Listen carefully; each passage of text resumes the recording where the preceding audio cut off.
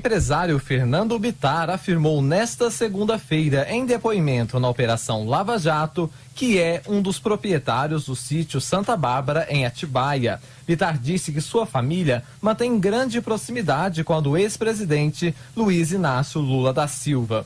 O empresário declarou à juíza federal Gabriela Hardt, que comanda provisoriamente as ações da Lava Jato, que o sítio foi colocado à disposição de Lula para acomodar parte do acervo presidencial e para o petista fazer uso do local. Fernando Bittar também teria autorizado o ex-presidente e a ex-primeira-dama Marisa Letícia a realizar reformas para adequação da propriedade. Questionado sobre as benfeitorias que foram feitas por grandes empreiteiras, Bittar declarou que pensava que o casal estava pagando pela reforma. Doutora, vou falar uma coisa para a senhora. Eu imaginei que eles estavam pagando. Na minha cabeça. O senhor presidente? Tia Marisa e o presidente Lula. Tá. Eles que estavam pagando. Então, na minha cabeça não tinha nada ilícito. Uhum. Não tem nada de ilícito no fato desse estar pagando. Uma grande empreiteira. Na minha cabeça, desculpa, doutora, mas o presidente Lula saiu com uma popularidade enorme, as pessoas queriam agradar ele era um cara querido. Agradar uma coisa, mas pagar uma reforma de 700 mil, 300 mil? Não pagar, ele contratar uma empresa e pagar, não vejo problema. Se ele pagasse, se tivesse feito, aí a questão pode ser ética, pode ser uma discussão, mas do ponto de vista de negociata, não tinha nenhuma. Na minha cabeça, eles estão pagando a obra.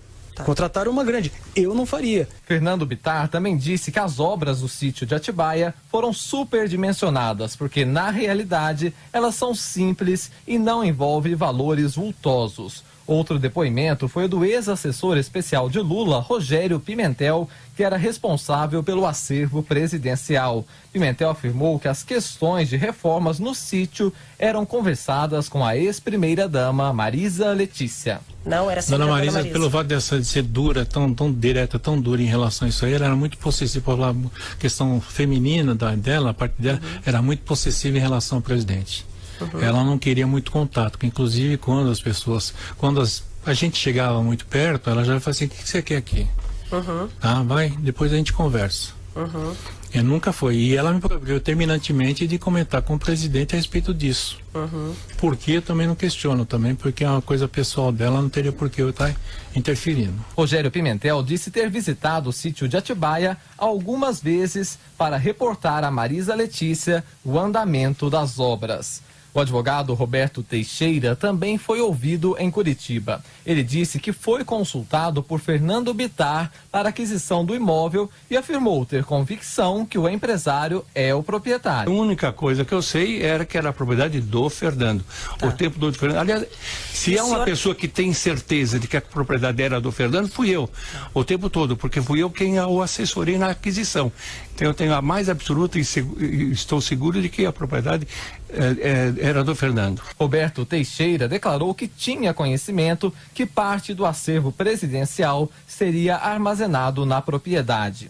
Em nota, a defesa de Lula afirmou que o depoimento de Fernando Bittar não deixou qualquer dúvida de que ele é o proprietário de fato e de direito do sítio de Atibaia. O advogado de Lula, Cristiano Zanin Martins, afirmou que os depoimentos evidenciaram que Lula não sabia das reformas e que não existe relação entre as obras e os contratos da OAS e da Odebrecht na Petrobras. O interrogatório do ex-presidente Lula está marcado para a próxima quarta-feira, às 14 horas.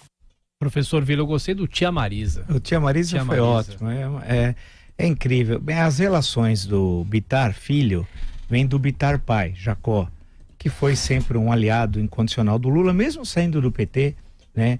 Indo para o PSB na época da prefeitura de Campinas e tal.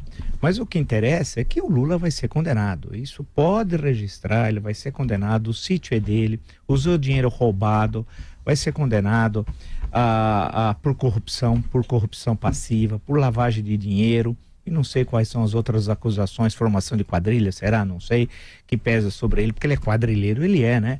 Só não sei se nesse caso tem essa acusação contra o criminoso de São Bernardo do Campo e tal. Então o sítio é dele, nós já conhecemos esse assunto de anos, tem todos aqueles, os pedalinhos, o número de vezes que ele foi lá, mais de uma centena de vezes, tem toda a comprovação dos pedágios, tem aquele célebre telefonema, né, que nós ficamos conhecendo eu acho que é esse rapaz, Fernando Bittar, e a esposa do Lulinha, do filho, né? Um telefonema muito simpático, agradável, discutiram até música, me lembro do 14 bis. Você está ouvindo o 14 bis? E por aí vai. Então, a coisa toda, todo mundo vai ser condenado. Esse pessoal de São Bernardo que aparece, se o país fosse sério, eles estariam num outro lugar, não estariam numa audiência. Então, todo mundo sabe, é corrupção, vai ser condenado. Aí vai para a segunda instância, né? Aí vão dizer que essa segunda condenação é para manter o Lula de eterno na cadeia. Não tem nada a ver uma coisa com a outra. O Lula está preso porque cometeu crime, no caso daquela ação, condenado a 12 anos e 1 mês de prisão, e nessa também vai ser condenado. Pode registrar. Augusto Nunes, bom dia, Augusto. Bom dia. Eu não tinha tido o prazer ainda de ver em ação o sobrinho da tia Marisa. Que coisa bonita.